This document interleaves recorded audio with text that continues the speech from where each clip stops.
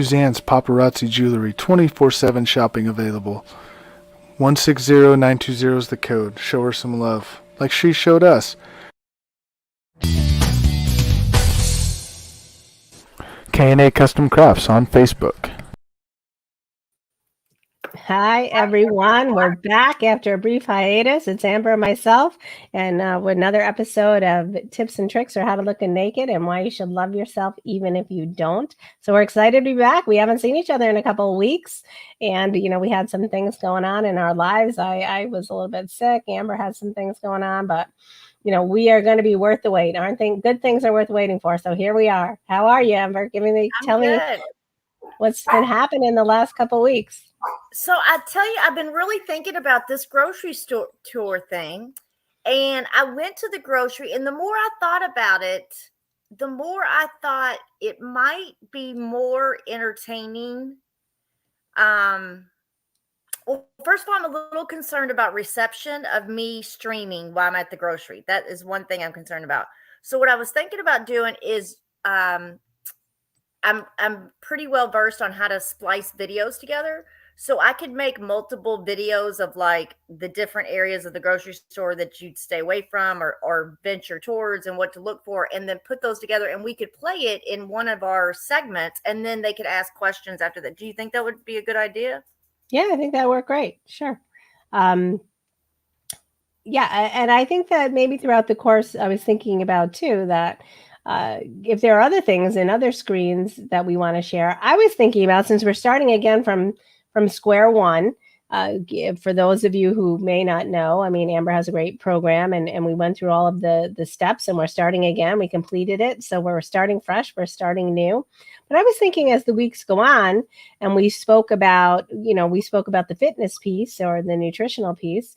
The grocery store is a great add-on, but what about you and I both do some strength training? What about incorporating an exercise and telling, showing the people, showing our viewers something that would be a strength-based exercise and that they can work out throughout the course of the week. It would be tough to do a whole regimen because, of course, that would take up our entire time, but there certainly are strategies and methodologies. So we could get a little bit creative going into round two of this program. What do you think? So do put together, because I think it sounds like a great idea. So I'm just put together like a strength routine for like one day, or like break up body parts, or what if we break up body parts? Like, week one, we do a mini session for arms, so that people could highlight, and then the following week legs, or whatever you think. That's more your expertise than mine. I'm more of a follower in that respect. I go and I do whatever they tell me at the gym.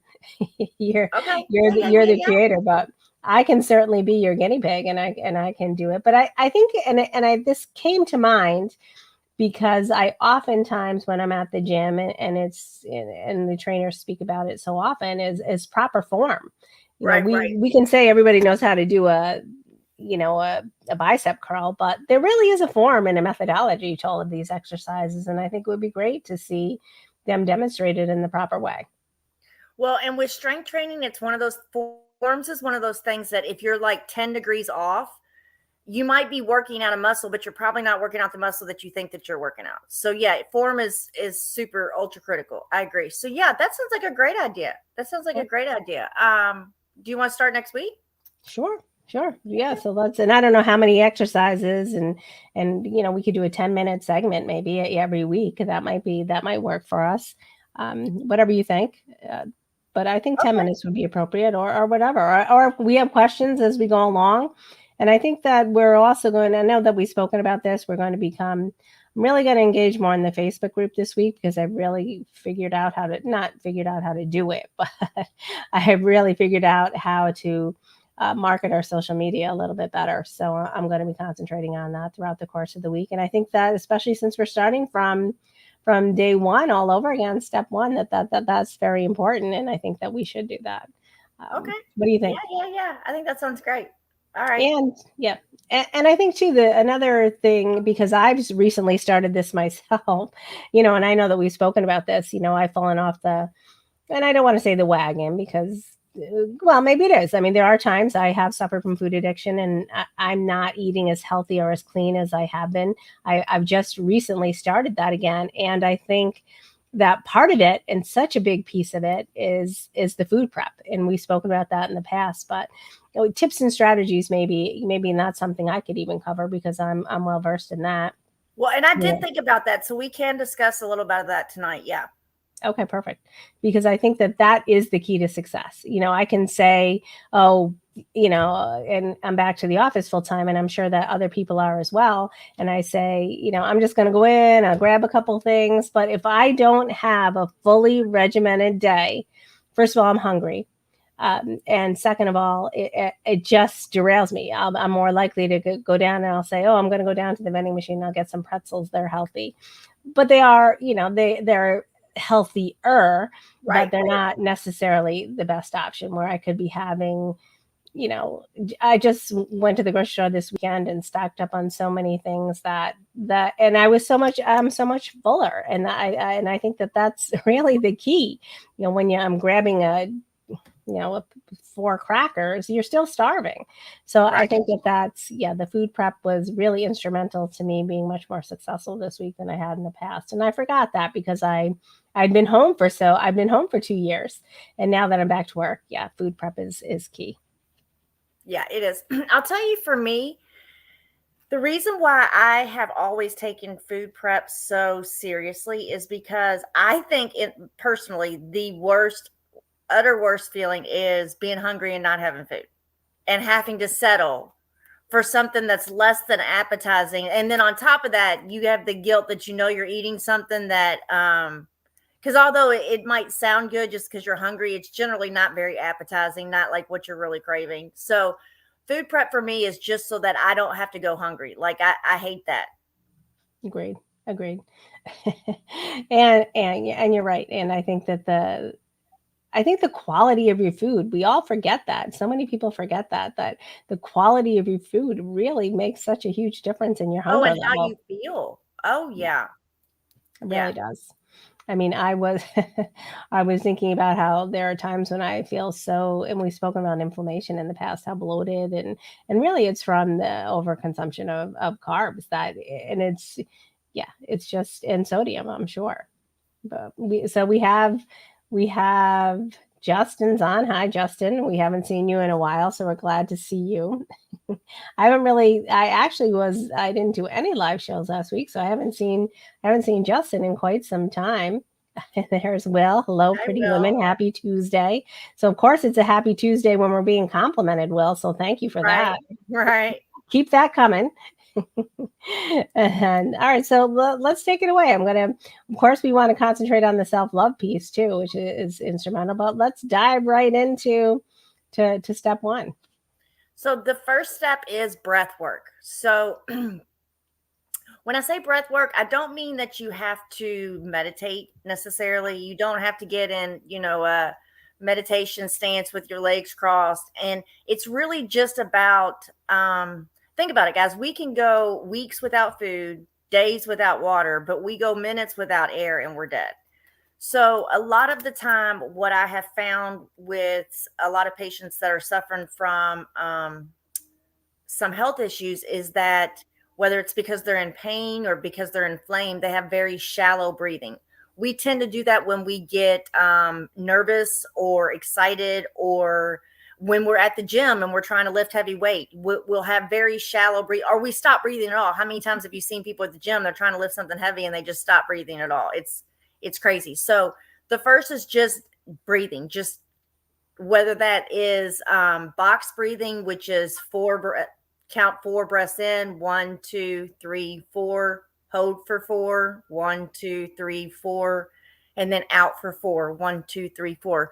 I have several clients that have some anxiety attacks, and so I take them through a breath work where you're counting in, or you're breathing in for 4 seconds, and then you're breathing out like you're breathing through a straw, so like that, for 6 to 7 seconds. And you want the exhale to be longer than the inhale when you're trying to relax yourself. So it's just a breath work. Now there is which I'll put it in the Facebook group. There is a free breathing class that anybody is welcome to attend that my health coach takes us through. It has to do with your chakras. It's also a form of a trauma release exercise. So it deals with your body's ancient wisdom of how to release its own trauma without necessarily taking a medication or going through talk therapy, but just allowing your body's own. And it's just natural, deep breaths. We have to oxygenate. If you think about when you go to make a decision, if you are making it in an excited state and you're not breathing, chances are you're not going to make a good grasp sound decision. So it's just, we have to oxygenate our body. It is the number one source of power to us. We need oxygen. So it's just breathing, breath work. So I'm going to bring this comment up. Coincidentally, Justin's asking, what about trauma? Do you have any thoughts on trauma? And I'm not certain. And then he's saying, what exercise do you deal with trauma? Do you need a calm space? And I would say yes. Absolutely. So during this exercise that I do, I actually use headphones so that I can block out as much of the background noise as I can. You're laying on your back, and then your knees are brought up bent, and you open them up, and then you just keep bringing them up into where they're kind of at a it's like a straining thing, and your body starts to tremble, and the trembling is what releases the trauma.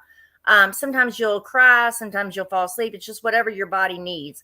And then she's there. Now, if you can't attend the live recordings, if you just sign up, you will get the recording. But the great thing about attending live is that she can talk you through whatever you're feeling, whatever emotionally you feel. Now, whether that's on a particular chakra that she's going through, so she goes through the 7 chakras, but she can just kind of explain to you what's happening in your body. But there's also another one that a colleague of mine shares frequently. We have this 7 steps in a clubhouse room. And it's just 2 inhales through your nose and 1 exhale out. So it's, and you do that, 4 or 5 rounds, and that will actually calm you as well. So I got to bring this one up. Will saying, hard to breathe with these breathtaking women. That's wondering what you're laughing at. So yeah. So thank you, Will. We are breathtaking. We'll soak that compliment right in. So thanks. And you are as well. I received that. Yes, Justin, it is hard to deal with trauma. And when I say trauma, I don't mean, I want to mention something that my therapist that when I first met her, she made a comment to me that I told her I felt like I had some trauma in my childhood that I wasn't aware of, but I haven't had anything major. I haven't been, sexually abused or, anything what most people would consider trauma. And she told me that she said, everybody has experienced their own trauma because it's really just the meaning or the interpretation that we have given to an event. There are people that have experienced greater levels of trauma, but just because you haven't been through a typical catastrophic event doesn't mean that your body doesn't have trauma. So as we go throughout life every day, everything that we come in contact with, every negative experience, every hurtful thing, we store all that on a cellular level. Like it doesn't matter how much talk therapy, how many antidepressants, we store all that on a cellular level. So in order to really get rid of that, we have to use our own bodies like ancient wisdom to release that. So when she first introduced me to this, I'll be honest with you, I was like, am I taking seriously 45 minutes out of the middle of my day to do some breathing exercise? I'm a type A person. I'm a go. I didn't, all the other steps, I can do them. Drink the water, eat the food, don't have, detox, do even the resting. I'm very good on that. But the breathing, I was like, God, are you kidding me? And then I was on with one of this, a coach that I have that's just considered enlightened. And he was explaining this Dr. Berselli and these TRE exercises, trauma release exercises. So I just wrote it down. I didn't look it up right away. And I had been attending these breathing exercises with her for probably about a month and a half. And when I pulled it up on the internet, all I had to read was like a paragraph of it. And I knew instantly what exactly he was talking about because I had been doing these. I mean, it's a pretty unique exercise that you do. And so when I called her and told her, I'm like, if you would have told me there was science, because I'm a science girl, if you would have told me there was science behind this, I would have been all in. You know what I'm saying? Like, I would not have been fighting you. She's like, I just really wanted you to have an open mind. I'm like, no, you don't understand. We've wasted a month and a half. You know what I'm saying? Like, I'd have been all in. So it's still, I have resistance to it, and I've had to remind myself that what we're resisting, we need to kind of move into. But because it is the middle of the day, I'm laying down, it just feels anti-productive. But I always feel better afterwards, always. So it is my most difficult step. It is something that I have to frequently remind myself of.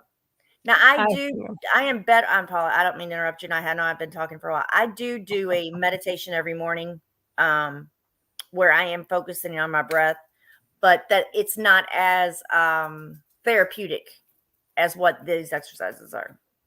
So I was just going to speak to the trauma because, I'm a neuro-linguistic programming practitioner, and we speak a lot about that and going back in our timeline to really identify that source.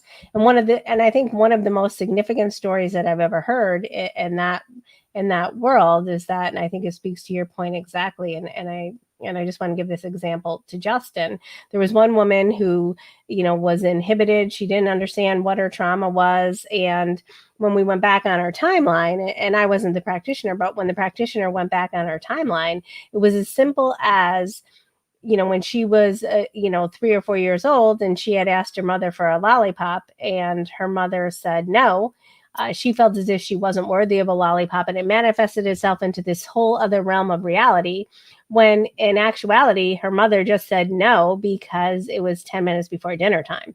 So she created this whole internal dialogue that really had no validity to it. I mean, in her mind and perception it did, but she was a young child. And when she was able to go back on her timeline, she was able to release that and really change the perspective of that event, because of course, a lollipop, and it sounds insignificant, but really it's not. And that's an example of, we all carry our own trauma, and it may seem insignificant to the outside world, but to someone, and especially when you're a child, it may manifest itself into an entirely different reason.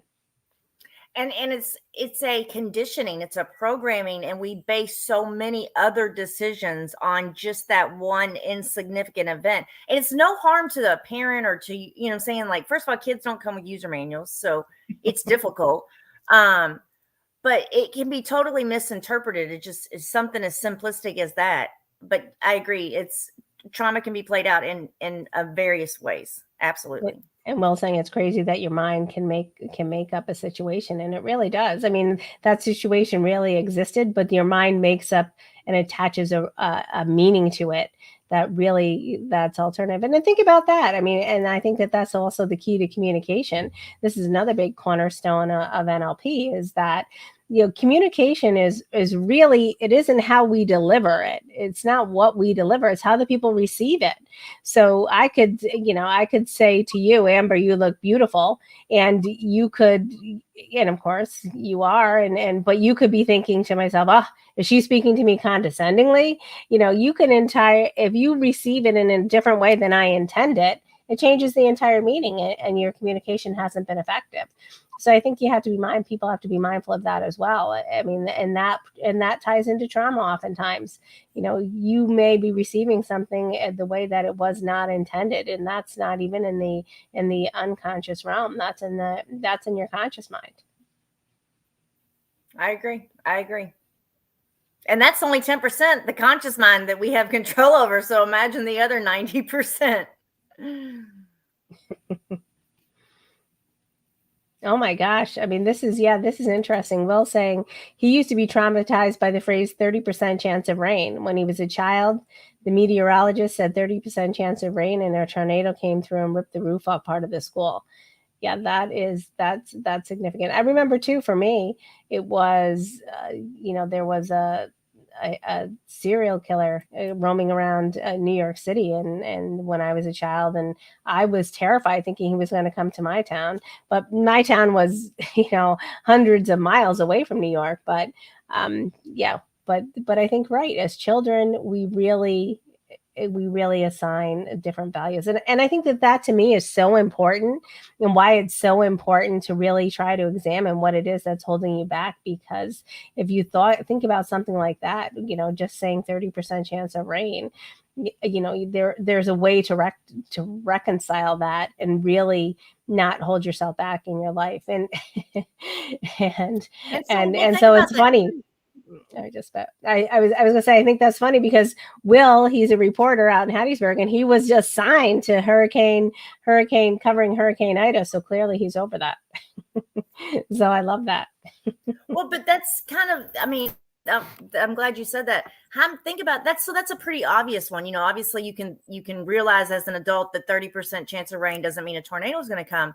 But how many other not so obvious examples do we have in our lives that we haven't, if we're not being coached by somebody, or we don't have a mentor or a therapist that can point out these limiting beliefs or these conditioning programs, then how many of these are we still letting inhibit us and hold us back? Yeah, I agree. And then Tim saying this last month and a half, he's seen trauma, and he's oh, not that one. I got Justin, and Tim has, he's helping out, and he's been working on the East Coast. He's typically from California. He's saying being stuck in Jersey is trauma, but he does work in the military, and he's in a difficult position. And I think Justin earlier said that he believes women endure trauma more significantly than men, but I don't think that that's true. I think that that's I don't think that we can qualify or quantify trauma. Everybody carries their own, and I don't think sex has any, or gender has any plays any role in that. Honestly, I don't have any statistical facts to say this, but I would say that's probably inaccurate. But we would probably never have reportings, because I feel like, based on the way society has conditioned us from birth as we grow up, it's just more accepted or normalized for women to speak about trauma than it is for men. Men typically are reinforced to kind of hold that back and keep up a strong face. So I don't think that's something we would ever be able to have accurate reportings on. I agree. I totally agree. And yeah. And even some women, people hold trauma. I mean, people hold it for decades and sometimes they never speak to it. So we would never be able to calculate that. And then Will's agreeing with us. Men are way less open about it. I do what I can not to let people know when I'm struggling, and welcome to the double standard of life. And yeah, I think that that's true. I think men just they feed into the stereotype that, you're supposed to be strong, you're supposed to persevere, you're not supposed to show any emotion. But I think that the reality is that has held so many men back in regard to, I think it limits their emotional intelligence, and it impacts the relationships that they have sometimes when they're unable to speak out and tell people how they feel. I've seen it so many times in my life. I agree. But, if you don't have somebody in your life, a role model, which is why I was mentioning, if you don't have that type of role model or a mentor or something like that to be able to show you that that's, appropriate behavior, you just don't know. So we do the best we can. We do the best we can. I think that something that has come out and that is going to really propel that discussion forward is in the sports arena. And Justin's bringing up a good point, about Naomi Osaka and her mental health struggles, and Simone Biles. And some men have opened up about that. Tom Brady has also advocated and sided with them, and other male sports figures have indicated and come forward and saying that they feel a similar type of mental health struggles in the athletic world. And I think that for men, oftentimes these athletes are their idols in many respects. And hopefully that does open the conversation and furthers, at least for generations coming up, that mental health isn't something that we need to shy away from. And everyone struggles. And I think that's part of our self-love component. If you're struggling, you really are doing yourself a favor. I think it's a prime example of self-love when you are struggling to be able to go out and look outside of yourself. And if you need help and guidance from someone else, to seek it, because it just increases your happiness and enhances your relationships and really elevates your life when you're able to have self-awareness and take a look at what you can do to elevate yourself and to overcome any limiting beliefs that are holding you back. I was not happy to see what happened to Simone Biles in the Olympics, but I already respected and admired her. Don't get me wrong, but my respect grew even more when she did what she did, because she does have the stage and the platform to bring attention to, mental health awareness. And what she did was something that nobody would expect her. And she she looked at herself, she paid attention to what was, best for herself and her own mental health, as opposed to what people would have done just to get one more gold medal. So I thought that was a very pivotal thing for mental health. And what I also commended is this happened to be in my local paper, so I don't know how it played out across the world, but her boyfriend is a football player. I'm not sure what team. I can't remember what team he plays for, but there was an article in the paper about how he was just commending that she did what was right for her and not what her coaches or what anybody else wanted her to do. So I really valued that. I thought that was admirable. And I agree too. Will saying it took a lot of guts to do what Simone did. And I think too, they really did have trauma. They were sexually abused by their coach. I mean, and that's really a significant trauma. I mean, that's not a lollipop trauma. That's a pretty big one. And Will saying that, yeah, Dak Prescott is a big mental health awareness advocate. He has an organization to help those who need mental health. He lost a brother to suicide, and I love to hear when sports figures speak out about that, because it just, first of all, it makes them more relatable. And we realize that they may be top elite athletes, but they're also humans and they have struggles. And I think when they speak about it, it makes especially young men and women recognize that it is okay to speak about it. So I really applaud them as well. So, all right, that's a lot. We talked about a lot. We covered the whole mental health sphere. We got the breathing in. I'm going to speak about a little bit about, for me, the breathing is difficult for me too. I just find I do it because I try to adhere to and follow whatever guidance you give me. So I do the breathing. And for me, I try to incorporate it in my morning routine. My morning routine is very cathartic for me. If I start that morning routine off on a happy note, or what I find to be fulfilling, if I need a little bit of cardio, because not necessarily for the fitness aspect of it, but the endorphins, it does make an impact. I do have a different feeling. So a lot of times I'll hop on the treadmill for a little bit, and then I will listen to a motivational. And I think this is great. I mean, motive, am I going to say it wrong? I think it's Motive University. It's that word. Mm-hmm.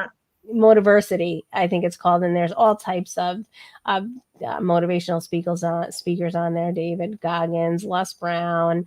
And they have a lot of compilations, and I love those. I'll listen to that for 15 minutes, and then I'll try to do the reading before I even get out of bed, because that's where I'm more inclined to do so. But people journal.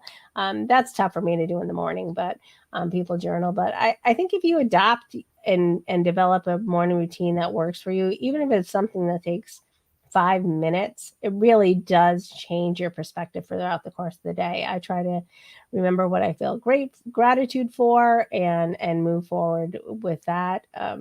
Because I think if I recognize it going into the day, then I'm less likely to get annoyed about things that I'm less grateful for. Yeah, I have a morning routine. In fact, what's ironic is that a couple of weeks ago, I was going through a little bit of a rut. And so I was having a talk with a good friend, and she was like, so what's different? What are you doing different? And what I noticed is that although I would do some, like I have about 5 or 6 steps to my morning routine. I actually follow, what is his name? He wrote The Miracle Morning. Hal Elrod. And there's an acronym called SAVERS. So it's silence, affirmations, visualizations, exercise, reading, and scribing. You don't have to do them in that order. Scribing is journaling. Silence is meditation, obviously. If I do those things, at least 5 of those 6 things, I'm spot on. Not they don't have to be like extended periods of time. You could actually do just each of them for 5 minutes, or you could do one for 5 minutes, one for 30. You break it up however you do it, but it really it like just energizes. And that's what I wasn't doing. And I don't know why. Like it's amazing. What I realize is that when I get in maybe I need to say me personally, not people in general, but like when I get in a funk, I don't do the things that I actually know will help me. Like I deliberately don't get, because I'm lazy or for whatever reason. I don't know why that is. So it's crazy. I'm the same way, for instance, with the food prep. I know what works best for me. And I've done it so repeatedly. I don't know what happens to derail me in those times. And when I get back on track, I'm so much happier. And this makes me happy. Brandon's tuned in. He said, hello, Queen Joanne and Princess Amber. We're royalty in Brandon's eyes. And he's my king. He's the king of the network. And he's my counterpart. So thanks for tuning in, Brandon. He's a cute kid you have with you, Brandon. I know his son is a cutie.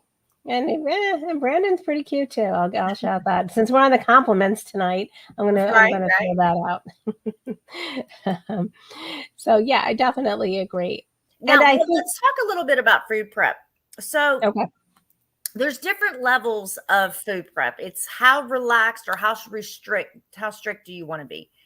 And I hate to use those words, but it's like how much effort, it's more, I should label it, how much effort do you want to put in when you, at the time of purchase the food versus the time of eating the food? You see what I'm saying? So for me, I would rather, when I'm hungry, I'm hungry. I don't want to take the time to cook a meal. I want that stuff done so I can heat it up. But so on a very relaxed level, you could do the whole, when you get home, wash all your vegetables. You can even possibly cut them up if you wanted to. On a more moderate level would be to group your vegetables and your meats together. So have it planned out, your meals planned out. I personally do better when I take a half a day and I pre-cook everything. So like I cook all my chicken or whatever meats I'm having. I cook, not always cook all my vegetables, but I will prep the vegetables and put them together to where it's a simple 5-10 minute process at the time. So the key though to meal prep is quality storage containers. Like you've got to have something to store everything in once you prep it. So let me ask you this about the vegetables. What do you mean by you cook them in advance? I mean, that's something I don't typically do. That is one thing I don't meal prep unless it's raw vegetables. I'll slice those up and put them in water. Those are things I do, but I never thought about cooking vegetables in advance. So just, cooking them the way you would and then heat them up in the microwave. So for instance, you will fresh green beans, sweet potatoes, steamed vegetables, I mean, pretty much anything. Now, there are some people that just don't like leftovers. They just, I don't know, they have something in their head. They don't like leftovers.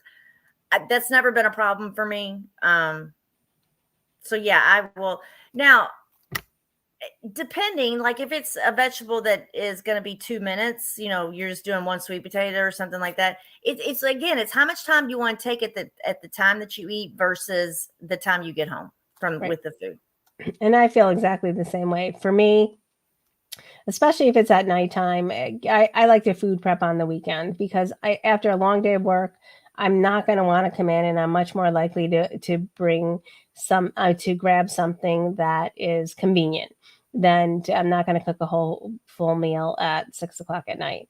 So oftentimes I do the same thing. I will pre-portion my servings into individual containers, and then I will heat it up. And I think it's different if you have a family and I do have a family, but my sons don't eat the same thing that I eat. So I can throw something together for them. But usually I come in, I eat first, and I have my food ready. And then that's how I typically do it. But same, I get my little snacks ready. If I'm having celery, I'll chop it all up, put it in water so I can just grab some and throw it in a bag. But I totally agree with you that I want to do it from the point of purchase and when I come in the door. Because I'm much less likely to do it. Well, and then also when things are already, even if they're not pre-cooked, if things are already prepped, you're still less likely to grab something unhealthy. It might take you maybe 10 minutes versus 2 minutes to prepare dinner, but if you at least have the food there and prepped, you're more likely to do it. So it's just taking a little bit more time. And I promise you, though, when you are not ravishingly hungry and having to go through a drive-through because there is no food, you will thank yourself. And I'm going to give out one of my tips for food prepping. What I typically do, I find them much easier to store in the freezer, is I use mason jars. I put I'll heat something up because they're glass, and I don't typically like to. Yeah, and I don't like to heat up things in plastic in the microwave. So they're in glass. I can see what it is. They're easy to stack. So, and they're relatively cheap. You can buy a case, a 12 mason jars for maybe $10 or so. That's one of my tricks. And I often do that. That's a good idea. I've never thought about using mason jars. I don't know why I didn't think about that. Well, that's why I'm your partner. I have a good idea. I have a couple good ideas once in a while too. So Brandon's asking us he's saying that leftovers are amazing. And he's asking, what is the best food as a leftover? I think there are a lot. It's hard to pinpoint one. Soups are great. I think soups are great. What else? I mean, I pretty much like everything. The only thing I don't like leftover would be pasta. True. Or sometimes vegetables if they're already cooked, they get mushy, or salads. Yeah. So I will often, and sometimes too, red meats, like if we'll have a London broil, it's hard to reheat meat. You can't really do that in the microwave without getting it tough and chewy. I mean, How do you reheat meat? I mean, you can put it in the pan with a little bit of olive oil, I guess. So usually when you're reheating meat, this sounds crazy. This is just my opinion, but white meat doesn't seem to continue to cook. I know that sounds retarded, but when I say continue to cook, it's not gonna. You can heat it up and it's not gonna get tough. You know what I'm saying? It's still probably cooking, but it's not going to get tough and affect the texture like red meat. I typically eat mostly white meat. I don't eat a lot of red meat. So, I don't have that problem very much. So I have two ways. I either do it in the microwave, or I have a little toaster oven, so I don't have to heat up the whole the whole oven if I just want to heat it up that way. Yeah, I use the air fryer, which is similar to a little toaster oven. I can use that. I have one of those. I don't use it very often, but that's a good idea. Yeah, I use that. So the things that I typically, I will sometimes have, I'll have chicken sausage, and I'll have that with mushrooms and tomatoes. I put that in a mason jar, and I'll reheat that. I will have other things. I'll have ground beef, the same type of thing, and I put it in the mason jar with sliced tomatoes, a little bit of garlic, and onions, and that's something easy to go on the grab on the go, and it works well as a leftover. I think there are two things that you can also make in the morning. What about breakfast? I mean, are you an advocate? I know a lot of people do the overnight oats. I haven't done that because I'm not a big overnight oats. What do you mean? Well, they put the oats in the mason jar and they, put the liquid in, and then by the morning it's ready to go. That's a healthier breakfast option. What you mean, as opposed to cooking it? Yeah, as opposed to cooking it. I believe that they interesting. I've never heard of that actually. So that's something that people can make ahead of time.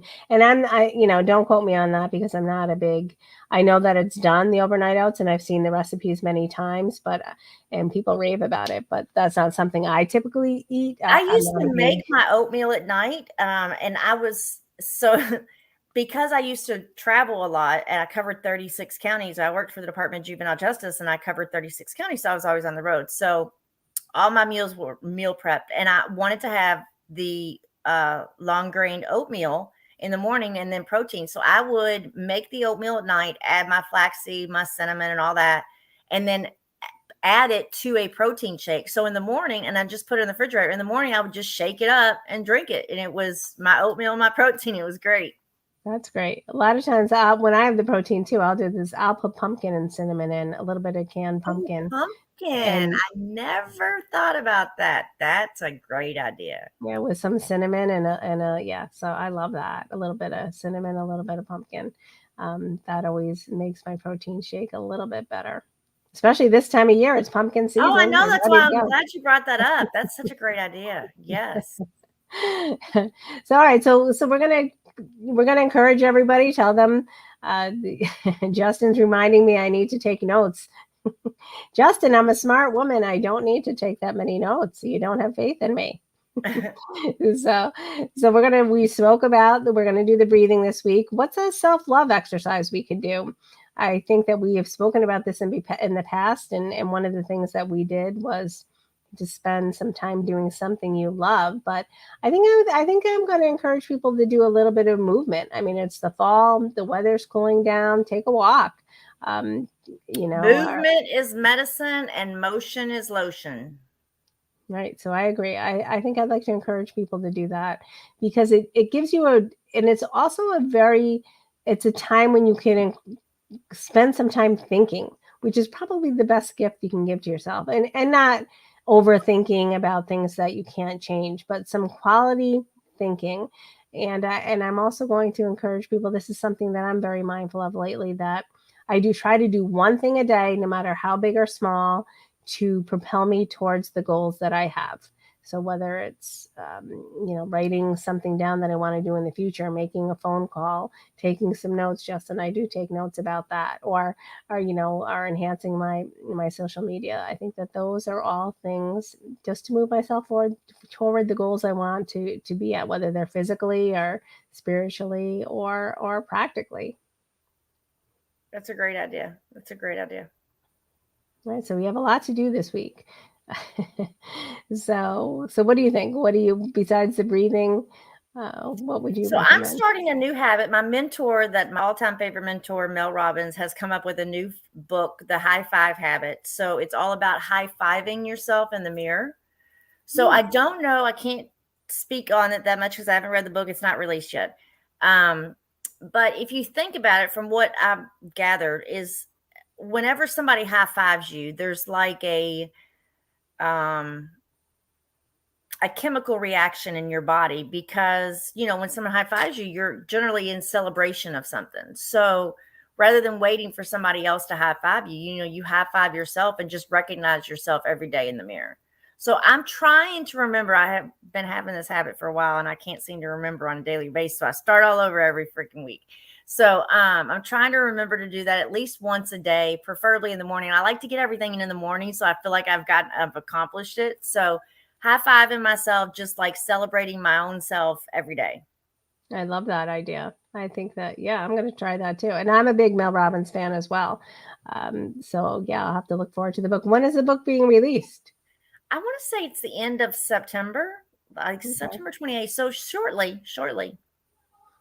So Justin is asking, do we have any good memories? And of course, I have many good memories. I have bad ones as well, but I'm wondering why you're asking, Justin. I think that there are times when I reflect on good memories. I think that's one of the things I like about Facebook, that they give us the memories from the prior years, good or bad. Yeah, I do love those, 7 years ago.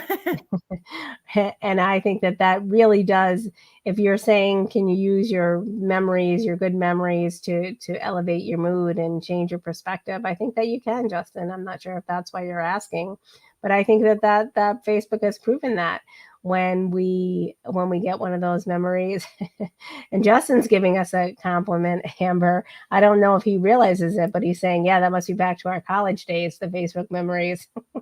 Oh, okay. Sure. Yeah, I'll go with that. We don't worry. Okay. Thank you, Justin. Sure. But I agree. I think happiness, happy memories elevate your life. And I think the unhappy memories, you can't change them. So no, but we do tend to replay those. It's how we are wired, because we're wired for survival. We're wired with that very reptilian brain. So, it's kind of like if you got 100 compliments and one negative person, you're going to play that negative person's comment over and over and over again and not worry about the other 100 compliments that you got. So it's a good thing to say, yeah, we can elevate our emotions by reliving great memories, but how often, let's also look at that, how often are we reliving bad memories and then giving an additional poor meaning or interpretation to that event? I agree. I read a quote and I don't know it exactly. I'm going to forget it in entirety because I didn't write it down, Justin. But but it was don't let 30 seconds, something that someone said for 30 seconds ruin a 24-hour period. And that really correlates to exactly what you said. Well, we hear one piece, we have one bad moment in the course of our day, and then it translate and it ruins the entire 24 hours. So yeah, I agree. And what I'm glad you said that, because chemically in our bodies, an emotion actually doesn't last longer than 90 seconds, at the max 30 to 90 seconds. So if you can hold your tongue for 90 seconds, whatever you're feeling will pass. And what I'm saying, so we don't always need to play it out. I'm gonna piggyback on that, and we're not really speaking about nutrition, but I find that something you just reminded me of this, that if you're having a craving and you're craving something unhealthy, but something that's very instrumental for me and that I find to be very successful, if I just wait 10 minutes, oftentimes I totally forget about it, and if I wait oh my that God, 10 I'm minutes, glad you said that. I can't believe you said that. And if I'm still craving something, I will have it. But most of the time, within that 10 minutes, I've moved on. That. Really? Yeah, that's what I do too. Yeah. So I think that's something to be mindful of too. 10 minutes can change, can change even a physical response, because I think oftentimes when we're craving something, it's almost like Pavlov's dog. You start to salivate and your stomach's churning, and then So I tell them same thing, 10 minutes. So yeah, so that's a lot of practical advice. So let's talk about next week. What's step 2? We're going to step 2 is hydrate. So hydrate. So when we start talking about nutrition, when I forget what step is that step 3? Correct. So then maybe that's in 2 weeks. That's when we can do the grocery episode, because that would factor into that. Gotcha. Okay, that gives me time. That works. And then we can talk about the hydration and ice cream and popcorn. What's he talking about? He's talking about the cravings when we're still talking about the cravings. Yeah, so now you're making us. I'm going to have to wait 10 minutes after the show. I will say I've never been so hungry after a show than I am today. I know. I'm looking at all that too. Ice cream. Yeah. One other thing I wanted to mention. I know one of the topics that we had discussed several weeks ago was how to make restaurant style meals. So that you're not going out and buying it. I will tell you guys, when it comes to cooking at home, whether you're trying to make something that resembles a restaurant, it's seasoning. Seasoning is the key. That's one other thing as far as just making anything healthy, is just correct seasoning. Take the time to season. It makes a world of difference. I mean, you can take something very unflavorable and make it taste amazing just by having the right seasoning. I agree. And I think too, another important aspect is, try to incorporate, and I don't believe I spoke about this last time, but it is something that I advise my clients oftentimes. I ask them to just try a new type of vegetable. I mean, I have so many men in particular who say, "Oh, I don't like vegetables." Well, go to your store and try just one new kind of vegetable, and season it and prepare it. Google it, see what is something that would appeal to you. And I find that people do become accustomed, and they do acquire a taste for vegetables when they're trying new things, because it takes a little bit of time. But if you're never trying them, I mean, there are more vegetables in the world besides corn and peas and tomatoes. I think that people gravitate towards the same thing over and over again, but there are so many different types and combinations that really will, I believe that I've seen it happen many times, that people acquire a love of vegetables by just, expanding their palate. And again, with vegetables, the key to vegetables is seasoning. Agreed. Agreed. And there's all different types of ways to you can grill vegetables, you can roast vegetables, you can microwave vegetables. I mean, you can saute them. There are just so many different opportunities. I love vegetables, but and I'd say if you're doing any changing of your nutritional is give yourself some time. Believe it or not, your taste buds do change. So although if you're completely starting the new health track, these healthy foods, they don't sound very appetizing. Like I'm salivating talking about all this Me like too. roasted vegetables and stuff right now, but it might not sound appetizing now, but if you start eating, you will actually start craving it. And if you can sustain from all the unhealthy stuff, I promise you, when you go back from sustain long enough, when you go back to eating the other stuff, if you ever go back to it, it will never taste the same. I remember I went 7 years without having any kind of fast food at all, like just nothing. And I remember being so excited about the day I was going to eat it. And the memory of what it was going to taste like was incomprehensibly uncomparable to what it actually, it was so disappointing, so freaking disappointing. And let me ask you this: did it make you sick? There are times when I do that as well. Like I've given up sugar for a long period of time, and then some event will be coming up, a wedding or a birthday, and then I can't wait to have that sugar. But because I haven't had it in so long, you're right. It's such a letdown, and it has such a physical impact on my body that it makes me reflect and realize how horrific sugar really is for us. It's a tough one for many people to give up, but I don't know what's worse. I don't know if it's the physical because you do feel like crap after you eat something, or for me as well is the mental, when like what I put myself through when I allow myself to have something I know I typically don't allow myself to have. So it's never worth it. Like it's never ever worth it. Agreed. All right, so we're going to talk about hydration. We're going to encourage people to develop a morning routine and all of the and we'll food start prep. the exercises. And we're going to start the exercises exercising next week. All right, perfect. All right, so we're down to the last 5 minutes. Well, I have to. I think I'll have to log in from my phone and my computer. That way, I can have my phone to record me. I don't know. I'll figure it out. For the exercising. Mm-hmm.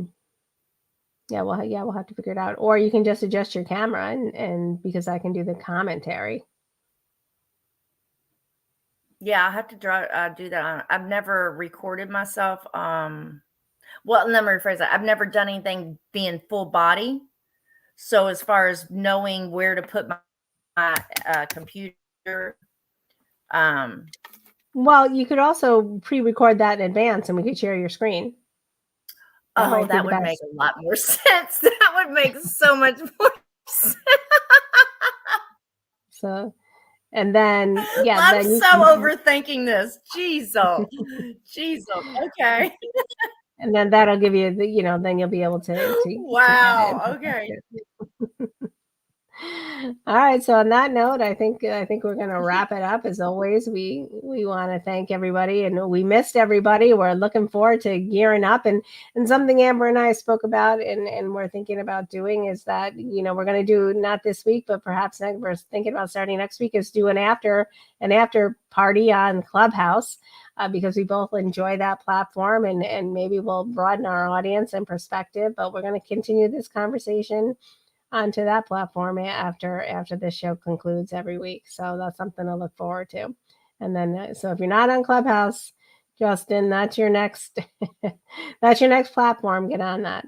So thank you, Amber. I'm so excited to see you. I'm glad we're starting fresh again. We have some fresh ideas. It's the same program, but we're spicing it up a little bit, and we're expanding our own palettes here and our own methodologies. And of course, thank you, Chris. We couldn't do a show without our man behind the scenes. Absolutely.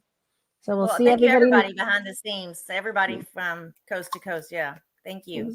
Right, and thank you everybody for joining us back. I know we were out for 2 weeks. Thank you. We appreciate your feedback. It's always more engaging when we have people joining in. So yeah, we love it. So thanks, Will. Thanks, Brandon. Thanks, Justin. And Chris, you can play us out. We'll see everybody next week, and we'll see you on Facebook.